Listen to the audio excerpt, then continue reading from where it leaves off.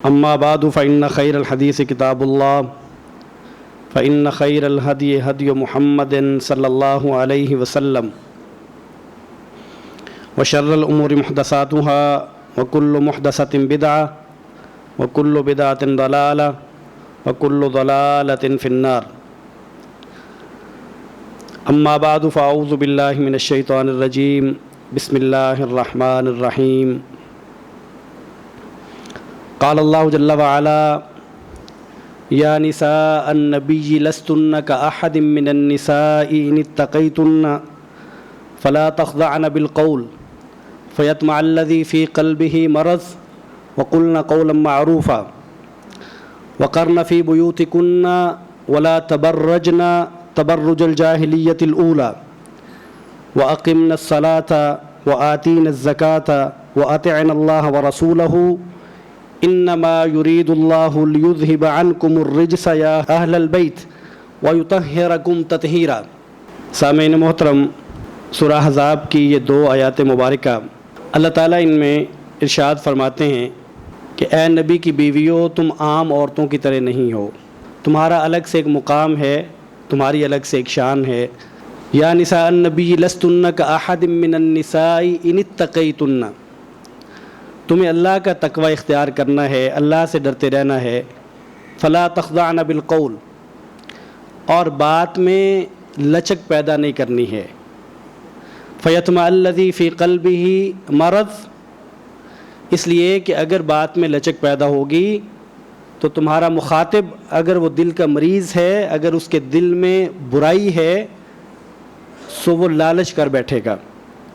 وقلن قولا معروفا، اور بات اچھے طریقے سے کرنی ہے، عرف کے مطابق بات کرنی ہے.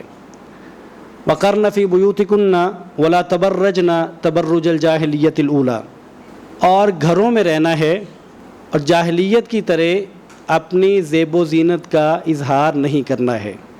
واقمن الصلاۃ وآتینا الزکاۃ، نمازیں قائم کرنی ہیں اور زکوٰۃ ادا کرنی ہے. واطعنا اللہ ورسولہ، اور اللہ اور اس کے رسول کی اطاعت کرنی ہے. انما یرید اللہ لیذہب عنکم الرجس اہل البیت لیطہرکم تطہیرا، اللہ تعالیٰ چاہتے ہیں اے اہل بیت کہ تم سے ہر طرح کی نجاست کو دور کر دیں اور تمہیں پوری طرح پاک کر دیں. ان آیات مبارکہ میں ہمارے سمجھنے کی کئی چیزیں ہیں. آغاز کی چیزوں کو اشارتاً ذکر کر دیتا ہوں، اور جو بات میں آج آپ کے سامنے رکھنا چاہتا ہوں اس کو ذرا تفصیل سے ذکر کر دیتا ہوں. اللہ تعالیٰ نے نبی کی بیویوں کو مخاطب کر کے یہ بات فرمائی کہ آپ کی عظمت اور شان عام خواتین سے الگ ہے، ان سے زیادہ ہے، آپ ان سے ممتاز ہیں. سو آپ کے کرنے کے کام کیا ہیں، آپ کا امتیاز اور آپ کی شان اور عظمت، اس کا تقاضا یہ ہے کہ اتنا ہی نیکی اور باقی چیزوں میں بھی آپ کو آگے ہونا چاہیے. ان اتقیتن، آپ خواتین کو اللہ کا ڈر اختیار کرنا ہے، اللہ کا تقوی اختیار کرنا ہے. فلا تخضعن بالقول، بات میں لچک پیدا نہیں کرنا ہے. اور یہ بات اگرچہ پہلی مخاطب اس کی نبی کریم صلی اللہ علیہ وسلم کی بیویاں ہیں، لیکن تمام مسلم خواتین ان اصولوں کی اور ان احکامات کی پابند ہیں اور اس کی مخاطب ہیں. سو آج کی بیٹی، آج کی بہن، اس کے لیے بھی قرآن کا اصول یہی ہے، اس کے لیے بھی اللہ تعالیٰ کی رہنمائی یہی ہے کہ فلا تخضعن بالقول، کہ جب آپ غیر محرم سے بات کریں، جب تمہیں بات کرنا پڑ جائے تو پھر بات میں لچک پیدا نہیں کرنا ہے. اور خاص طور پہ ہمارے بیٹیاں، ہماری بہنیں جب بازار جاتی ہیں سو دکاندار کے ساتھ جب قیمت کی بات ہوتی ہے تب اس میں لچک بہت ہوتی ہے. اس گفتگو میں اس میں ہنسی بھی ہوتی ہے، اس میں مذاق بھی ہوتا ہے، اس میں لچک بھی ہوتی ہے. سو قرآن یہ کہتا ہے کہ یہ نہ کریں، اور اس کی وجہ بھی بتائی. فیطمع الذی فی قلبہ مرض، کہ اگر تو کوئی با کردار آدمی ہے، اگر تو کوئی اللہ سے ڈرنے والا آدمی ہے تو اس کا معاملہ الگ ہے. لیکن اگر کوئی شخص ایسا ہے کہ جس کے دل میں برائی ہے تو وہ آپ کی گفتگو کے انداز سے ہی لالچ کر بیٹھے گا. وہ گویا کہ اس کی رغبت ہو جائے گی. اس کا میلان آپ کی طرف ہو جائے گا کہ یہ لچک سے بات کرتی ہیں، یہ خاتون مسکرا کے بات کرتی ہیں، یہ سپیس دے کے بات کرتی ہیں. سو آپ کے بات کرنے کے انداز سے ہی قرآن یہ کہتا ہے کہ ایسا شخص جو دل کا مریض ہے وہ لالچ کر لے گا. سو پہلی بات تو ہمارے لیے، ہماری بہن بیٹیوں کے لیے اس میں یہ ہے کہ آپ اپنا انداز تخاطب جو ہے اس کو درست کر لیجئے. اور قرآن یہ کہتا ہے کہ اس کا یہ مطلب بھی نہیں ہے کہ آپ نے غیر محرم سے بدتمیزی کرنی ہے. اس کا مطلب یہ ہے کہ وَقُلْنَا قَوْلًا مَعْرُوفًا، آپ نے اچھے سے بات کرنی ہے. جو عرف ہے، جیسے عرف میں بات کی جاتی ہے اتنی بات کرنی ہے، نہ تو حد سے زیادہ ترش لہجہ اپنانا ہے اور نہ ہی حد سے زیادہ اس میں نرمی لے کے آنی ہے. عرف کے مطابق جو بات ہے سو اسی بات کو اور اسی انداز کو لینا ہے. دوسری بات یہ ہے کہ وَقَرْنَ فِي بُيُوتِكُنَّ وَلَا تَبَرَّجْنَ تَبَرُّجَ الْجَاهِلِيَّةِ الْأُولَى. عام روٹین میں، عام حالات میں آپ لوگوں کے لیے مناسب یہ ہے کہ آپ گھر میں ہی رہیں. پہلی مخاطب امہات المومنین ہیں اور اس کے بعد تمام مسلم خواتین اس کی مخاطب ہیں، اور ان کے لیے حکم یہ ہے کہ ان کا زیادہ وقت گھر میں گزرنا چاہیے. البتہ جب وقت ضرورت کے مطابق اور ضرورت کے تحت انہیں باہر جانا پڑے کسی کام سے، رشتہ داروں کی طرف آنا جانا، تو اس میں کوئی قدغن نہیں ہے، لیکن وہ روٹین نہیں ہونی چاہیے. وہ یہ نہیں کہہ دینا چاہیے اپنے شوہر کو کہ آپ کو تو خریداری نہیں آتی، آپ گھر بیٹھے میں خرید کے لاتی ہوں، آپ کو تو بحث ہی نہیں کرنی آتی، آپ تو چیز ہی نکمی لے آتے ہیں، آپ تو پیسے زیادہ دے آتے ہیں، سو یہ کام مجھے دے دیں، خریداری میں کیا کروں گی. سو یہ رویہ ٹھیک نہیں ہے. آپ ضرورت کے وقت جائیں، لیکن عام حالات میں ایک مومن خاتون کے لیے قرآن یہ کہتا ہے وَقَرْنَ فِي بُيُوتِكُنَّ، وہ اپنے گھروں میں رہیں، ان کے لیے زیادہ مناسب ہے. یہی وجہ ہے کہ نماز جو نفل نماز ہے، ایون کہ فرض نماز خواتین کی، تو وہ بہترین نماز وہ ہے جو گھر کے آخری کونے میں ہو. اس لیے کہ خاتون عورت عورا سے ہے اور یہ پردہ ہے. خاتون اظہار کا نام نہیں ہے، خاتون تو ایک پردے کا نام ہے. اور میری بہنوں کو، میری بیٹیوں کو، ہماری ماؤں کو یہ بھی غلط فہمی ہو گئی، اس کو وہ قدغن سمجھتی رہیں اور سمجھ رہی ہیں، اس کو پابندی سمجھتی ہیں کہ فلاں آدمی جو ہے وہ تو بڑا سخت آدمی ہے، وہ تو بڑا کوئی انتہا پسند آدمی ہے، وہ تو باہر ہی نہیں نکلنے دیتا، وہ تو یہ پابندی لگا دیتا ہے، وہ تو یہ پابندی لگا دیتا ہے. سو آزادی یہ ہے کہ میں جب چاہوں، جہاں چاہوں، جیسے چاہوں، جب چاہوں چلی جاؤں، مجھے کوئی نہ پوچھے. سو یہ کسی شخص کی بات نہیں ہے، یہ قرآن مجید کی بات ہے. سورہ احزاب ہے، قرآن مجید کی آیت نمبر 32-33 ہے. تو اس میں اللہ تعالیٰ فرماتے ہیں یہ کسی بندے کی بات نہیں ہے، یہ کسی کے مزاج کی بات نہیں ہے. اللہ تعالیٰ فرماتے ہیں وَقَرْنَ فِي بُيُوتِكُنَّ، آپ کو چاہیے کہ گھروں میں رہیں، اور اسی میں ایک خاتون کی عزت ہے. آپ جتنا اپنے آپ کو ایکسپوز کر لیتی ہیں، جتنا آپ اپنے آپ کو نمایاں کر لیتی ہیں، سو اتنی ہی آپ اپنی عزت کو کم کر لیتی ہیں. اور یہ بات سمجھ آتے آتی ہے، یہ فوراً سمجھ میں نہیں آتی، یہ لگتی پابندی ہے. سو بیٹیاں، بہنیں، گھر ان کی عزت ہے، اور گھر کی چار دیواری البتہ ضرورت کے تحت وہ جہاں جانا چاہیں ان پر پابندی نہیں ہے. وَلَا تَبَرَّجْنَ تَبَرُّجَ الْجَاهِلِيَّةِ الْأُولَى. اب یہ بھی حکم بہنیں اور بیٹیاں کہ اظہار آپ کریں زیب و زینت کا، لیکن جہاں کرنا چاہیے آپ خواتین کے لیے کر لیں، آپ اپنے شوہر کے لیے کر لیں، آپ گھر میں. سو ہمارے ہاں تو بالکل معاملہ اس کے الٹ ہے، اس کے برعکس ہے کہ ہم شوہر کے لیے زیب و زینت اختیار نہیں کرتی. البتہ جب ہم نے خریداری کے لیے جانا ہوتا ہے، یا کسی ایسی محفل میں، کسی ایسی مجلس میں، کسی ایسے فنکشن میں جہاں غیر محرم ایک بڑی تعداد میں موجود ہوتے ہیں، تو وہاں ہم پوری طرح بن سنور کے جاتی ہیں اور وہاں زیب و زینت کا اظہار بھی کرتی ہیں. سو قرآن یہ کہتا ہے کہ وَلَا تَبَرَّجْنَ تَبَرُّجَ الْجَاهِلِيَّةِ الْأُولَى. جو پہلی جاہلیت کسی کے انداز ہیں وہ نہ اپنائیے، اس طرح سے زیب و زینت کا اظہار نہ کیجیے. سو آپ آج بھی دیکھیے، آج ایک بیٹی لباس کے اندر اپنے آپ کو چھپا کے لے کے جاتی ہے، اس کا وقار اور ہے. اور ایک ہماری بیٹی جو اپنے آپ کو بہت نمایاں کر کے لے کے جاتی ہے، اور لباس بہت مختصر ہوتا ہے اور زیب و زینت اس طرح کا ہے کہ ہر شخص توجہ کرتا ہے یا ہر شخص کو یہ بیٹی توجہ اس کی حاصل کرنا چاہتی ہے. سو اس بیٹی اور اس بیٹی کے وقار میں فرق ہے. سو بیٹیوں کی عزت پورے لباس میں ہے, اپنے آپ کو چھپانے میں ہے, اپنے آپ کو ظاہر کرنے میں نہیں ہے. ظاہر کرنے میں توجہ ملتی ہے, عزت نہیں ملتی. سو بیٹیوں نے اور بہنوں نے عزت کو لینا ہے, توجہ کو نہیں لینا. سو قرآن مجید کا حکم بہنوں اور بیٹیوں کے لیے یہی ہے. وَأَقِمْنَ الصَّلَاةَ وَآتِينَ الزَّكَاةَ, نمازیں قائم کرنا ہے اور زکوٰۃ ادا کرنا ہے. وَأَطِعْنَ اللَّهَ وَرَسُولَهُ, اور اللہ اور اس کے رسول کی اطاعت کیجیے. امہات المومنین مخاطب ہیں اور اس کے بعد تمام مسلم خواتین. انما یرید اللہ لیذہب عنکم الرجس اہل البیت ویطہرکم تطہیرا. اللہ تعالیٰ یہ چاہتے ہیں اے اہل بیت, اللہ تعالیٰ تم سے ہر طرح کی گندگی کو دور کر دیں, نجاست کو دور کر دیں اور تمہیں پوری طرح پاک کر دیں. یہ بات اللہ تعالیٰ نے آیت مبارکہ کا جو آخری جملہ ہے اس میں یہ فرمائی ہے, اور جو ابتدائی جملہ ہے اس میں اللہ تعالیٰ نے آغاز کیا ہے یا نساء النبی لستن کاحد من النساء ان اتقیتن, اے نبی کی بیویوں. سو نبی کی بیویاں مخاطب ہیں اور آخر میں اللہ تعالیٰ جا کے یہ فرماتے ہیں, تو اس کا مطلب یہ ہے کہ نبی کی بیویاں اہل بیت ہیں. نبی کی بیویاں اہل بیت ہیں, صرف وہی اہل بیت نہیں ہیں, اہل بیت اور بھی ہیں. سیدہ عائشہ رضی اللہ تعالیٰ عنہ فرماتی ہیں کہ ایک دن نبی کریم صلی اللہ علیہ وسلم صبح کے وقت نکلے اور آپ نے ایک کالے بالوں سے بنی چادر, جو دھاری دار چادر تھی, وہ اپنے شانوں پہ رکھی ہوئی تھی, اور آپ نکلے تو نبی کریم صلی اللہ علیہ وسلم کو سیدنا حسن رضی اللہ تعالیٰ عنہ ملے.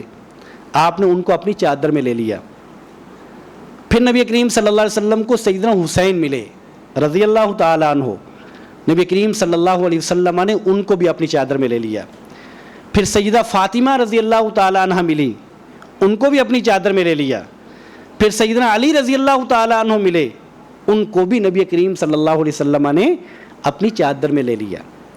اور سب کو چادر میں لے کے پھر آپ صلی اللہ علیہ وسلم نے سورہ احزاب کی اس آیت مبارکہ کا یہ آخری جملہ پڑھا, انما یرید اللہ لیذہب عنکم الرجس اہل البیت, یہ والا جملہ پڑھا. سو گویا کہ نبی کریم صلی اللہ علیہ وسلم نے قرآن مجید کی اس آیت مبارکہ کی تشریح کرتے ہوئے اس بات کی وضاحت فرمائی کہ جہاں امہات المومنین اہل بیت میں سے ہیں, وہاں میری بیٹی فاطمہ وہ اہل بیت میں سے ہے, وہاں سیدنا علی رضی اللہ تعالیٰ عنہ اہل بیت میں سے ہیں, حسنین رضی اللہ تعالیٰ عنہما اہل بیت میں سے ہیں. سو نبی کریم صلی اللہ علیہ وسلم کی بیویاں ہوں, آپ کی بیٹیاں ہوں, آپ کے نواسے ہوں, آپ کے داماد ہوں, ان کا ایک احترام ہے, ان کی ایک شان ہے, ان کی ایک عزت ہے. اور خاص طور پہ نبی کریم صلی اللہ علیہ وسلم اپنے نواسوں کے ساتھ جو آپ کی محبت تھی وہ غیر معمولی تھی. آپ اپنے نواسوں سے بہت محبت کرتے تھے. سیدنا حسن رضی اللہ تعالیٰ عنہ سے بہت محبت تھی, سیدنا حسین رضی اللہ تعالیٰ عنہ سے بہت محبت تھی. اور آپ نے سن رکھا ہے کہ آپ صلی اللہ علیہ وسلم ممبر پہ ہوتے, خطبہ دے رہے ہوتے, اور آپ دیکھتے کہ حسن و حسین میں سے کوئی ایک بچہ اگر آپ کی طرف آ رہا ہوتا اور آپ دیکھتے کہ وہ لڑکھڑا رہا ہے, گرنے کا خدشہ ہے, تو آپ ممبر سے نیچے اترتے دوران خطبہ نبی کریم صلی اللہ علیہ وسلم ممبر سے نیچے اترتے اور اتر کے اپنے بیٹے کو, اپنے نواسے کو اٹھا کے اپنے ساتھ ممبر پہ لا کے خطبہ دوبارہ شروع کرتے. آپ صلی اللہ علیہ وسلم نماز پڑھتے تو نواسوں میں سے کوئی کندھے پہ بیٹھ جاتا اور نبی کریم صلی اللہ علیہ وسلم اپنا سجدہ لمبا کر دیتے کہ میرے بیٹے اور نواسے کو اگر میں سر اٹھاؤں گا تو گر نہ جائے اور تکلیف نہ ہو. بچوں کے ساتھ بالعموم نبی کریم صلی اللہ علیہ وسلم کو بہت محبت تھی, لیکن حسنین کے ساتھ آپ بہت محبت کرتے تھے. نبی کریم صلی اللہ علیہ وسلم ایک دفعہ ایک صحابی رسول کہتے ہیں کہ میں کسی کام سے آپ صلی اللہ علیہ وسلم کی طرف گیا، رات کا وقت تھا، تو میں نے آپ صلی اللہ علیہ وسلم کا دروازہ کھٹکھٹایا، آپ باہر تشریف لائے، میں نے اپنا جو میرا کام تھا میں نے آپ سے اس کا ذکر کیا، تو میں نے دیکھا کہ آپ کی چادر کے اندر کچھ ہے۔ تو کہتے ہیں کہ میں نے اپنے کام کی بات کے بعد نبی کریم صلی اللہ علیہ وسلم سے یہ پوچھ لیا کہ یا رسول اللہ آپ کی چادر میں کیا ہے؟ تو آپ صلی اللہ علیہ وسلم نے جب چادر ہٹائی تو ایک ٹانگ کے ساتھ حسن تھے اور ایک ٹانگ کے ساتھ حسین تھے رضی اللہ تعالیٰ عنہما۔ آپ صلی اللہ علیہ وسلم ان دونوں کو جب آپ چادر ہٹاتے ہیں میں ان دونوں کو دیکھتا ہوں تو پھر آپ مخاطب ہوتے ہیں، آپ کہتے ہیں یہ دونوں میرے بیٹے ہیں، یہ میری بیٹی کے بیٹے ہیں۔ اور پھر فرمایا اللہم احبہما فاحبہما واحب من یحبہما، اے اللہ میں اپنے ان دونوں بیٹوں سے محبت کرتا ہوں، اور اے اللہ آپ بھی ان دونوں سے محبت کیجئے، اور اے اللہ آپ اس سے بھی محبت کریے جو میرے ان بیٹوں سے محبت کرے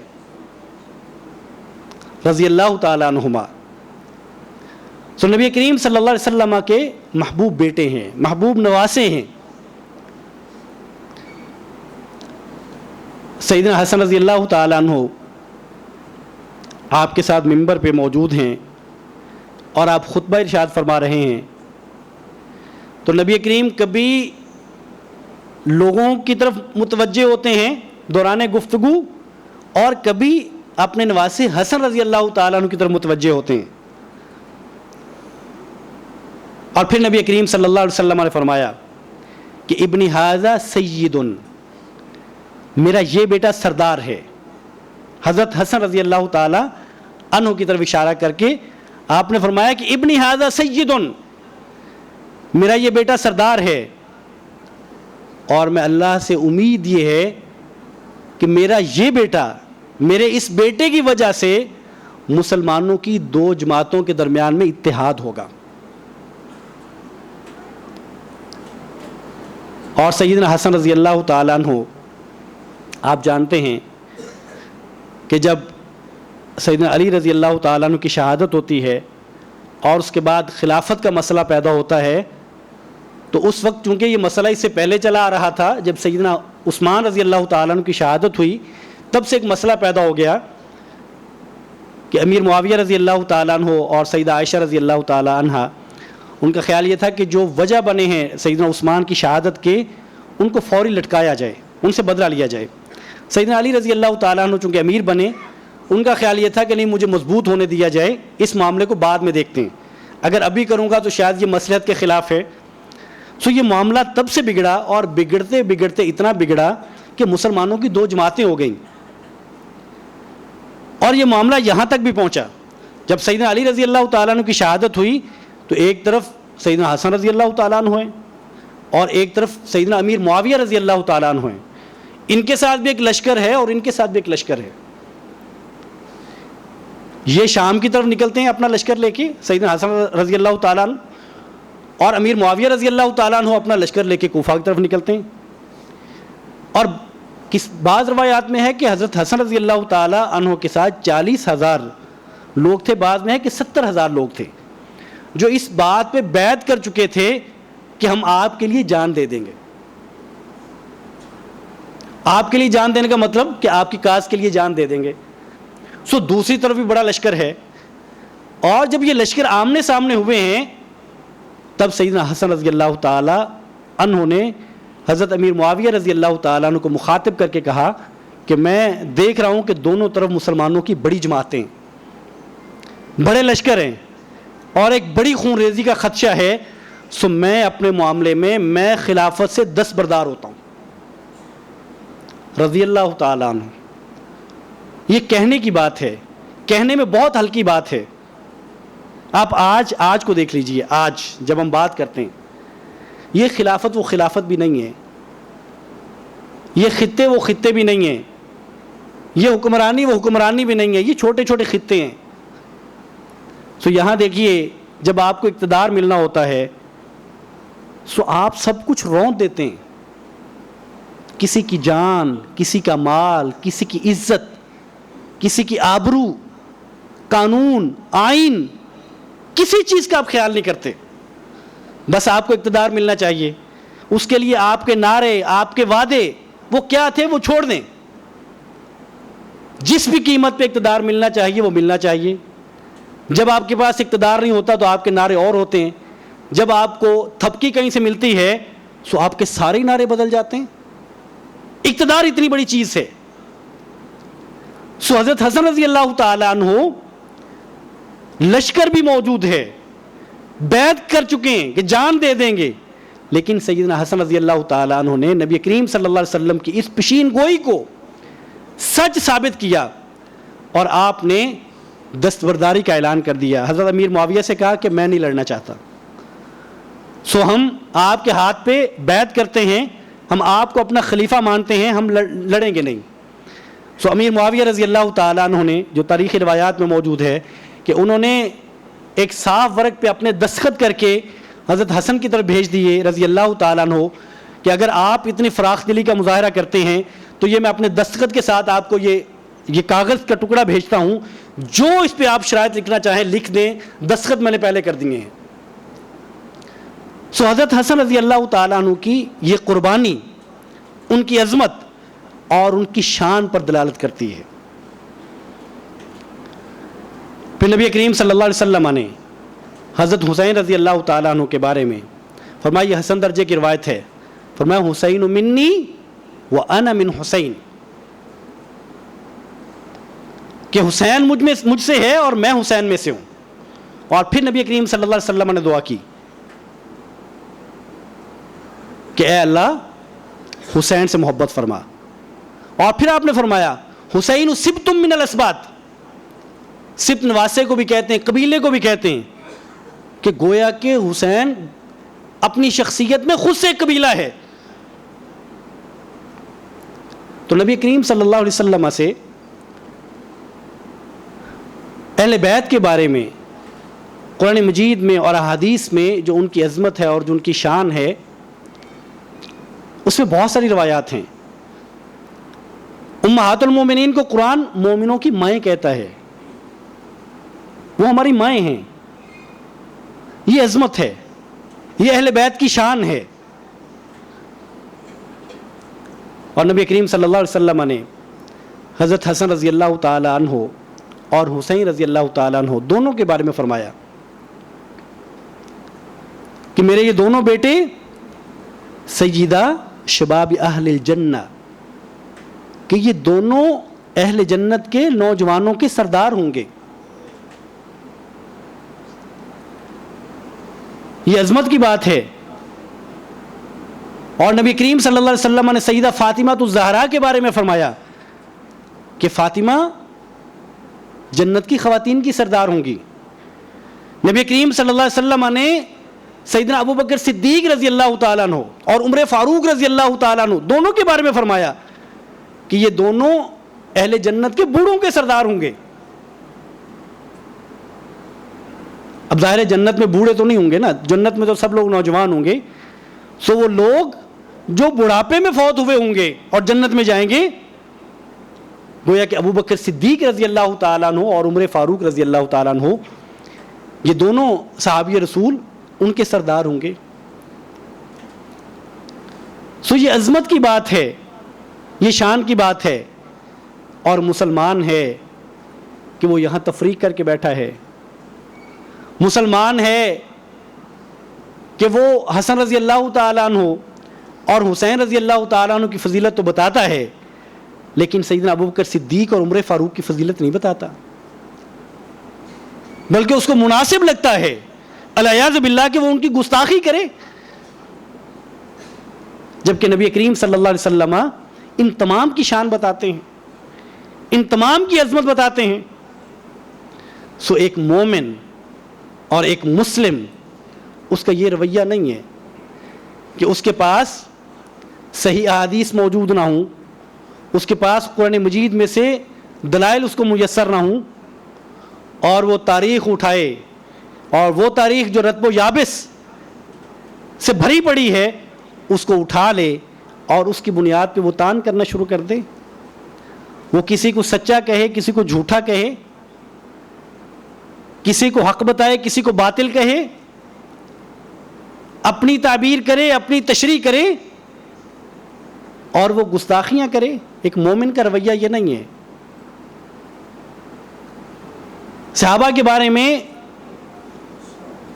قرآن و احادیث میں جو ان کے فضائل ہیں ان پہ ہمارا ایمان ہے اور وہی انہی کا ہم ذکر کرتے ہیں, انہی پہ ہم ایمان رکھتے ہیں.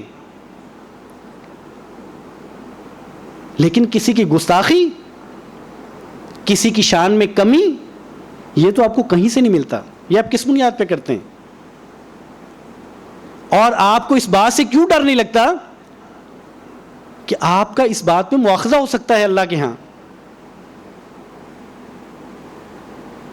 یہ جرم ہو سکتا ہے. سو آپ کو اللہ سے ڈر نہیں لگتا؟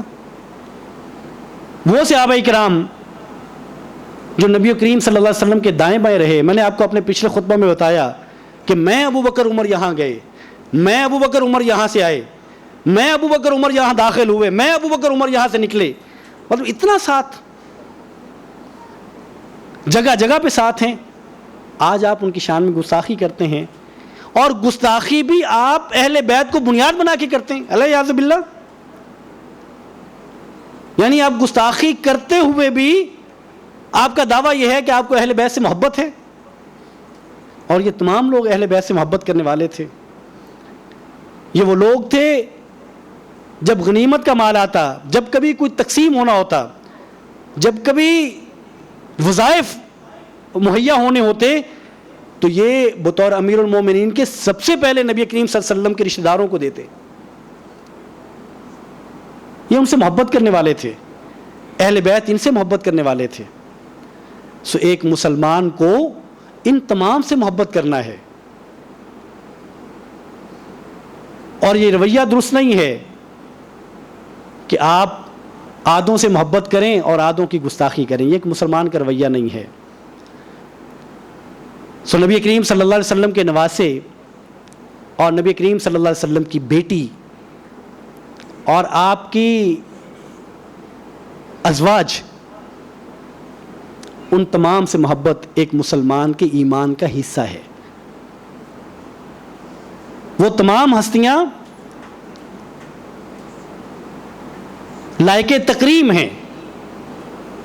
آپ کسی کی گستاخی نہیں کر سکتے. اگر ان کے بیچ میں کچھ معاملات ہوئے بھی ہیں تو ان کا معاملہ اللہ کے ساتھ ہے.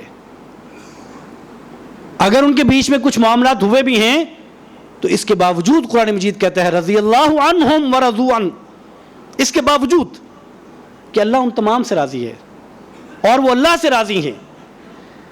جب اللہ تعالیٰ ان تمام کے بارے میں یہ بات کہتے ہیں سو مجھے اور آپ کو اس میں احتیاط کرنا ہے. صحابہ کرام کے بارے میں ان کے اس دور کی جو ان کے بیچ میں مسائل تھے ان کو بنیاد بنا کے کسی کو اچھا کہنا اور کسی کو برا کہنا یہ درست رویہ نہیں ہے.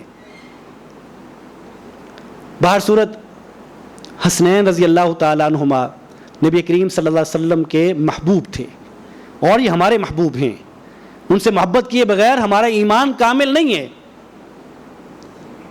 اور میں اپنے ان بھائیوں سے بھی گزارش کروں گا جو اس معاملے میں باقی تو سب ذکر کرتے ہیں لیکن سیدنا حسن اور حسین رضی اللہ تعالیٰ عنہ کی شان اور عظمت کی جب بات ہوتی ہے تو بہت کم دیکھا جاتا ہے کہ اس پہ بات کی جائے. وہ شاید شعوری طور پہ نہیں ہے, لا شعوری طور پہ ہے, لیکن ہے. سو ہمیں اس بات کا احساس رہنا چاہیے کہ نبی کے یہ بیٹے, نبی کے یہ نواسے اور سیدنا حسین رضی اللہ تعالیٰ عنہ جن کی شہادت بڑی مظلومانہ تھی, غمناک دردناک شہادت تھی, ان سے محبت ہمارے ایمان کا حصہ ہے. ان سے محبت کیے بغیر ہمارا ایمان مکمل نہیں ہے. اللہ تعالیٰ مجھے اور آپ ہم سب کو حسنین کے ساتھ, نبی کی بیٹیوں کے ساتھ, نبی کے دامادوں کے ساتھ, نبی کی ازواج کے ساتھ اور نبی کے تمام صحابہ کرام کے ساتھ محبت کرنے کی توفیق عطا فرمائے۔ وآخر دعوانا ان الحمد للہ رب العالمین۔